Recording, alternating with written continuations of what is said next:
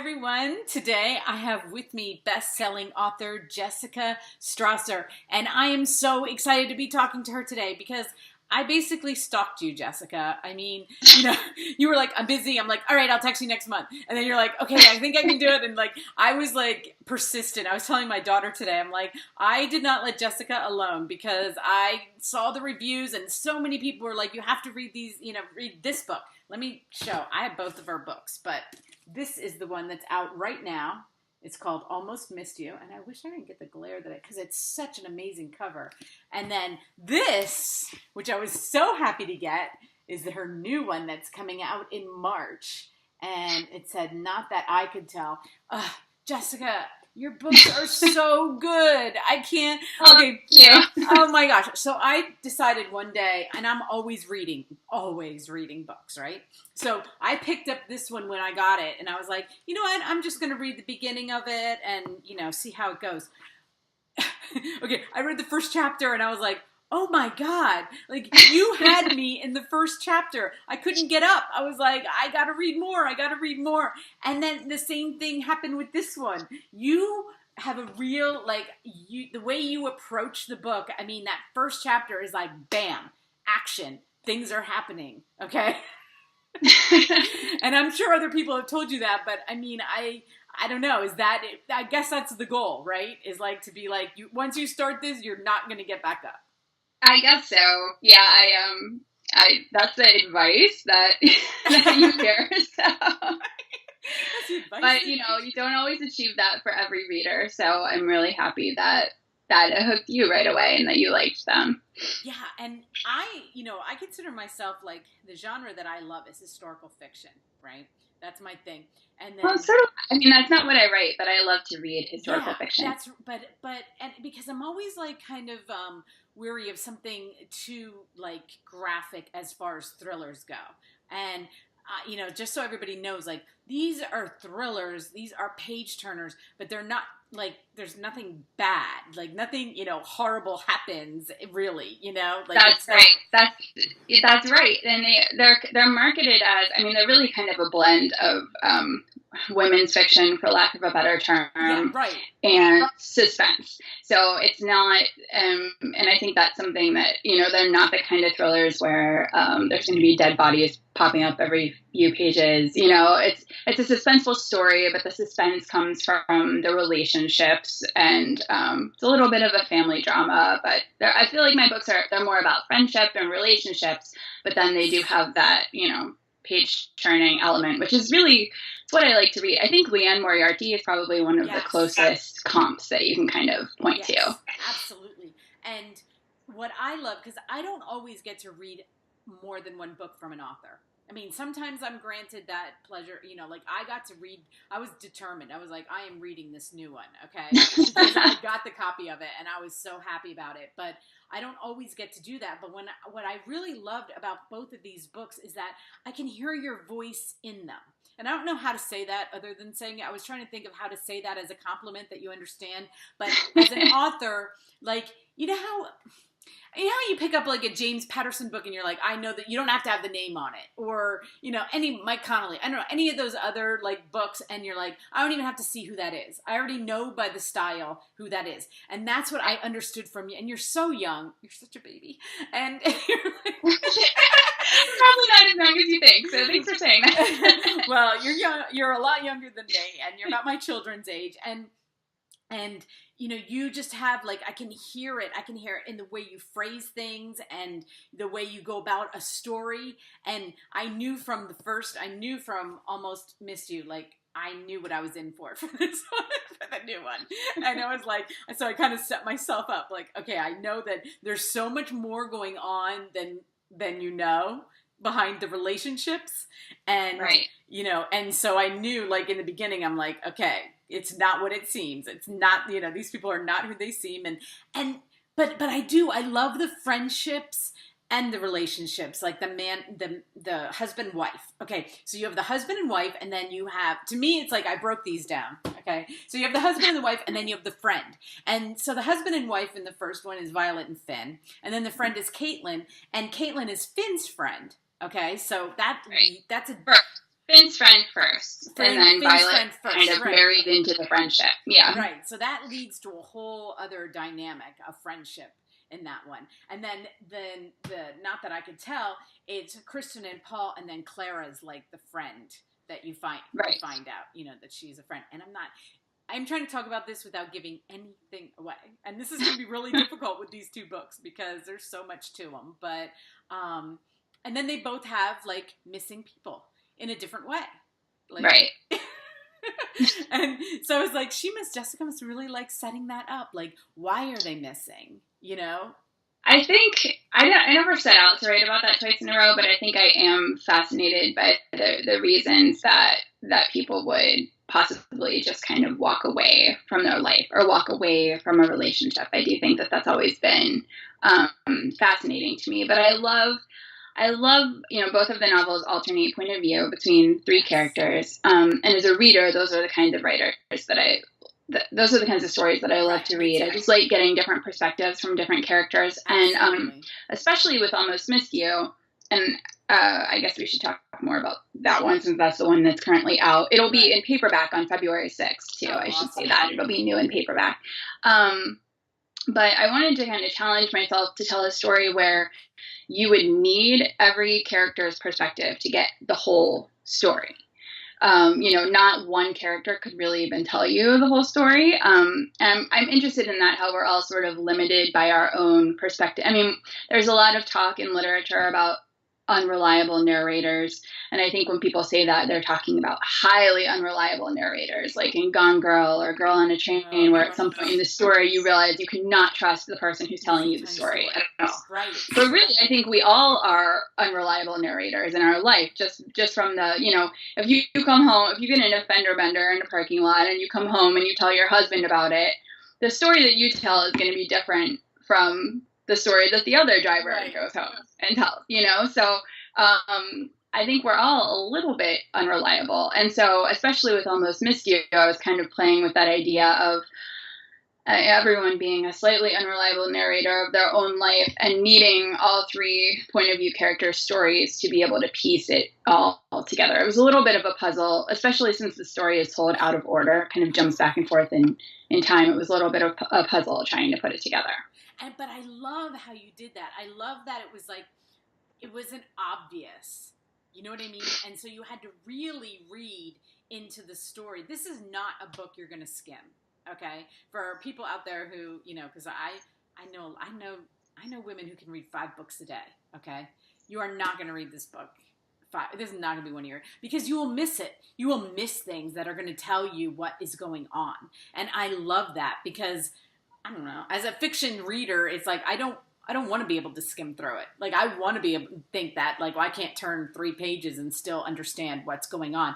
These are not those kind of books. So if you like to do that, don't read these books. This is a book that you're going to sit down and you're going to read every word of the book because that's how you weave the characters' flaws in there. And then you're starting to see, like, what's driving them through. And I'm so glad that it wasn't obvious. I'm so happy about the way you put it in because... Thanks. I'm glad it wasn't obvious too.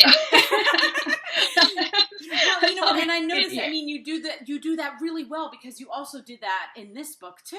I mean, there was nothing obvious about it. It's like, you know, it'll be about a conversation, and all of a sudden you find out a piece, and you're like, oh my god, I didn't even think of that. I didn't even think of, you know. I love that. I love being surprised all the time. You know, and I felt like not just the end. You know how some people will just write in that at the end of the chapter you get this like surprise. With you, it was like I was finding them all over the place, you know, in the middle, and I love that. But I was thinking that it was probably very difficult to do. Also, I was like, this is not an easy book to write because the way you have to, like I said, I'm trying to talk around it, so it sounds kind of stupid, but the way let's put it this way, this book. This one's a little bit easier to talk about, I guess, in a weird way, just about how these women get together and they're all neighbors but friends, but not friends. And it's like everybody has kind of a secret in their life that the main thing that happens affects them in a different way. That must not have been easy to do. Like, I was fascinated by that. I think I tend to write from a theme almost as much as from a premise. So, with Almost Missed You, it's easiest to talk about the premise since it's told out of order, which is that, a family's on their very first family vacation. It's a husband and a wife and their young son. And the husband kind of sets the wife up on the beach with her pina colada and her book and takes the son up to the room for a nap. And when she goes back up to the hotel room later, they're gone. He's packed up all his stuff and absconded. But the premise is not actually what gave me the idea for the story. I really started out to write about couples who have these great stories where everyone thinks that they're meant to be together, and, kind of wondering if there is such a thing as meant to be, and, playing with the idea of the one who got away and what might have been. And, I kind of had this idea to take a couple that everyone thinks is really perfect, and maybe even the people who are in it, or at least one of them thinks it's perfect, and then kind of shake it up. So with Almost Missed You, I was really kind of playing with that idea of misconnections and backed up to the premise and to the beginning. And with Not That I Could Tell, it was a little bit similar. So we have, these women who gather around a fire, and then one of them sort of disappears a couple of days later, and it turns out that her neighbors were the last people to see her. And so they're kind of racking their brains about what happened that night, but they all had drank way too much and they don't remember it that well. But really, I was kind of playing with the idea of, how well we know the people in our lives, but also, what our responsibility is to the people in our lives. Like, do we have a responsibility to try to understand what's going on in our friends' lives? And if there's something going on that's concerning, do we have a responsibility to insert ourselves into that situation, or do we mind our own business? And those are kind of questions that the characters end up grappling with. And that was sort of where the novel started for me as well. Yeah, and in Almost Missed You, I mean, I have 6 children. I'm divorced twice, okay? And one was my high school sweetheart, and I had 3 children with him. And then I married a friend that, I knew for a very long time, and I thought it was all perfect. And then I had 3 children with him, right? And so what I loved in Almost Missed You is that I kept getting, like, these revelations into my own, like, I thought that it was perfect. Because it's like, I'm telling you, I was like, while I'm reading it, I'm going, you know what? I may have been the one that thought it was perfect. Maybe we switched back and forth thinking it was, I don't know. But I wrote down one of my favorite lines, and then I saw that other people were also saying it was their favorite line. So, you got a good line when everybody thinks it's their favorite line. Okay? Okay. And you probably know exactly which one I'm talking about. But anyway, the grandmother's talking to Violet, okay? And she says, but still, I think it's important for you to know that you can be happy on your own.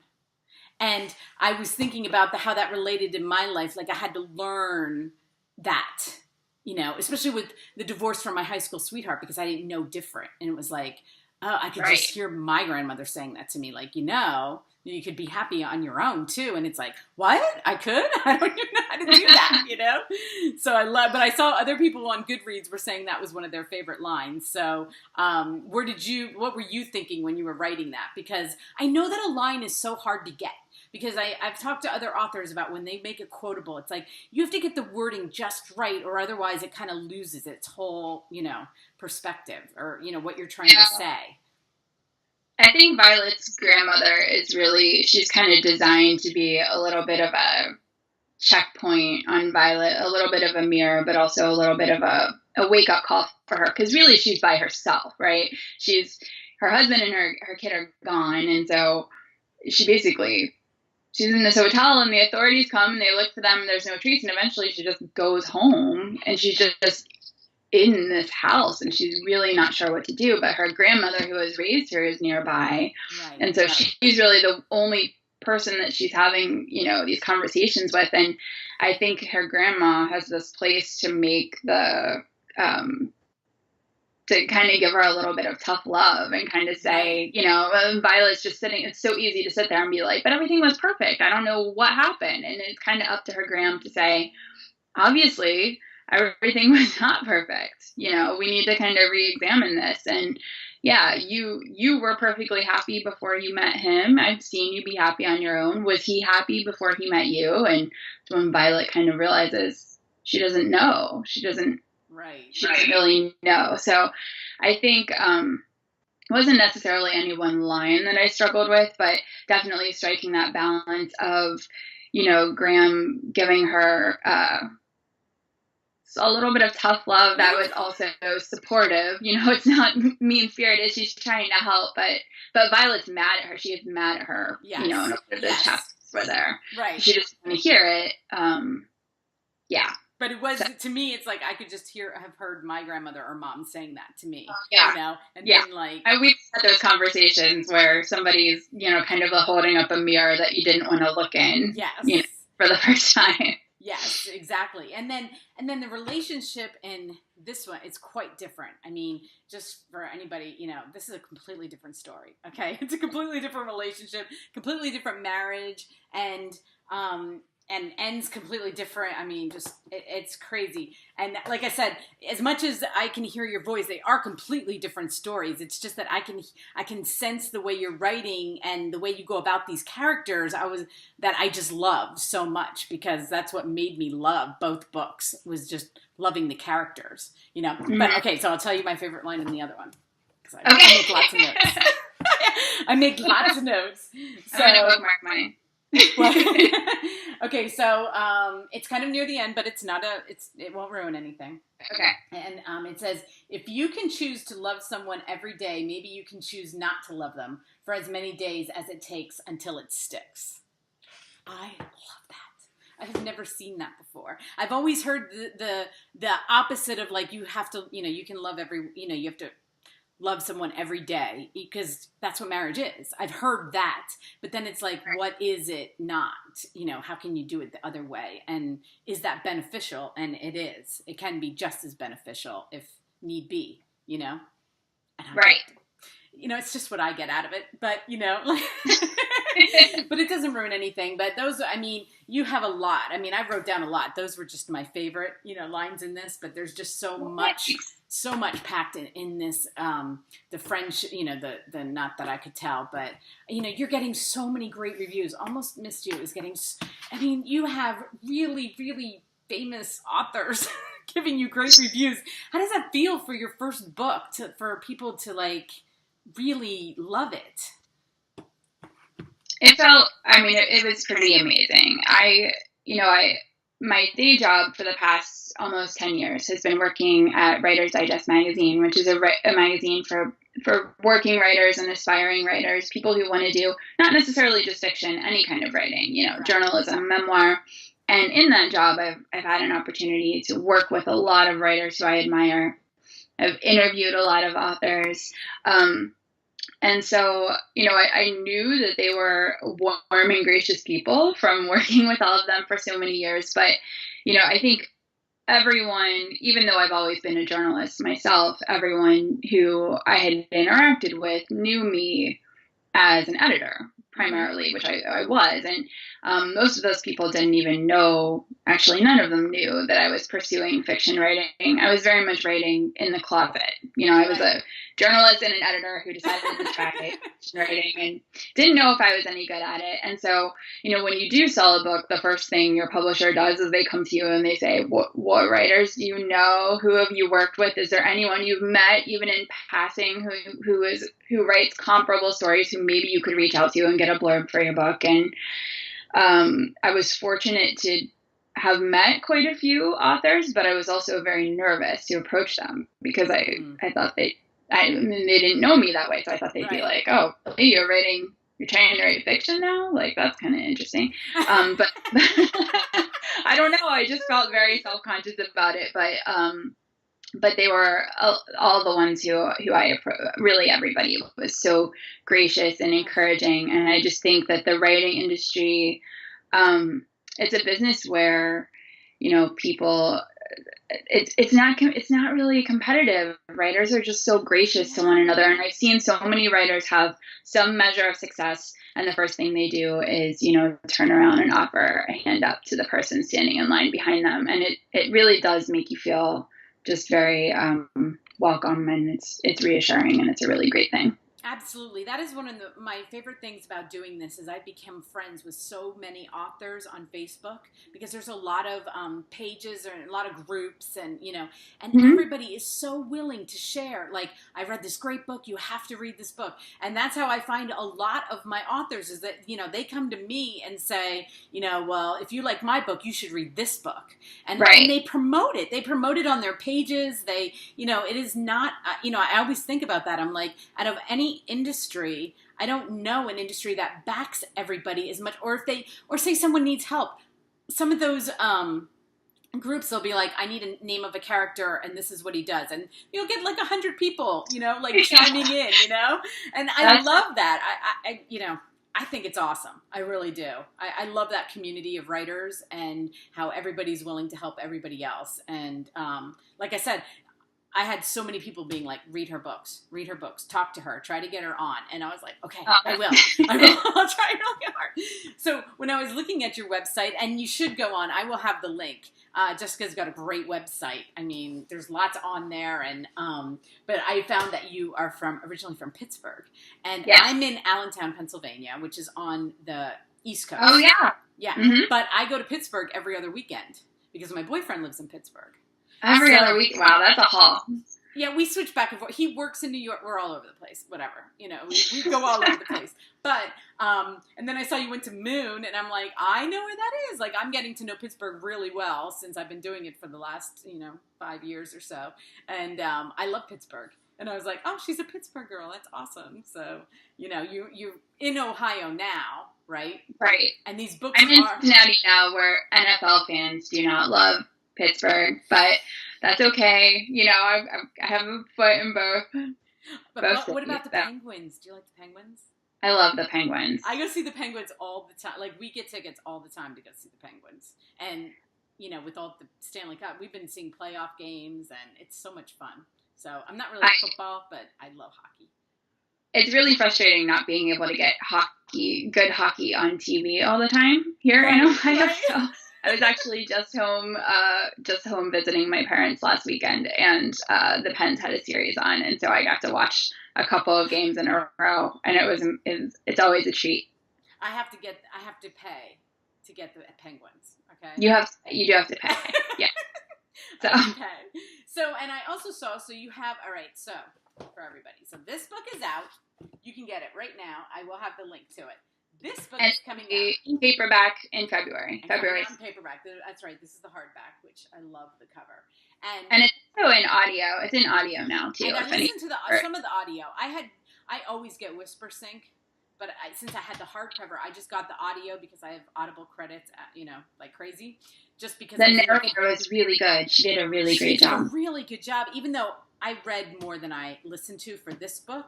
But when I was listening to it, like on my way to the grocery store and stuff, I was like, oh, she's good. She did a really good job with this. Now, this book is not available yet, but will be available in March. And I see this one came out in March, so you're kind of on a March thing right now. Yeah, it's almost exactly a year. So that comes out March 27th. It is available for pre-order now. Yes. And if anybody is a NetGalley user, I think it is available for request on NetGalley if anybody else wanted to try to snag an ARC. And keep an eye on Goodreads. There have been a couple of giveaways. We might do one or two more between now and March. Okay, so then you're working on another one, right? Yeah, I'm under contract for a third one for 2018. So have you started it yet? Oh yeah. I'd be in trouble if I hadn't started it. Finishing it is going to be the hard part. So, but I'm working on it. I'm in the thick of my first draft now. Yeah, and I don't want to talk about the titles, like what they mean, but I want to tell you that I love the titles because I think I like to figure out titles, and I'm really happy that you made them that I had to figure them out.